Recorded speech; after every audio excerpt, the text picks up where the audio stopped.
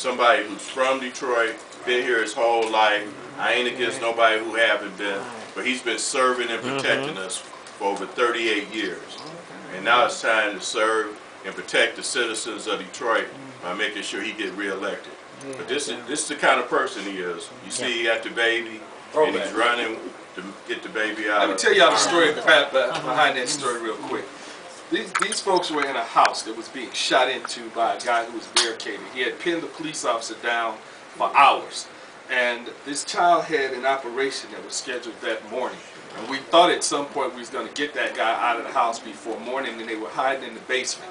And the guy just kept shooting in the house. And this kid's operation was being done by a renowned surgeon that we had. I mean, the kid had been waiting to get before this guy for the longest. And if that operation didn't occur that day, then the kid was going to have to get kicked back till several more months before they could get an operation for a very serious injury. So we finally decided that that operation was way too important.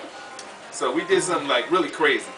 This guy was shooting in the house, so while they were in the basement, we had to go in and put bulletproof vests up like this to all areas where we could get them, so that once we pulled them up out of the basement, they would not be exposed to gunfire. And then we got them out of the house, and we had to shoot them down the alley, run them down the alley to safety. But that kid, I'm sure we probably saved that baby's life that day, because she needed an operation that was real critical.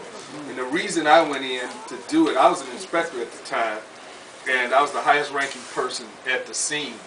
And my brother was with me. And my brother was going to go. And I looked at him and I was like, look, if you get shot, I cannot go home and tell our mother that I sent you into a place and you got killed.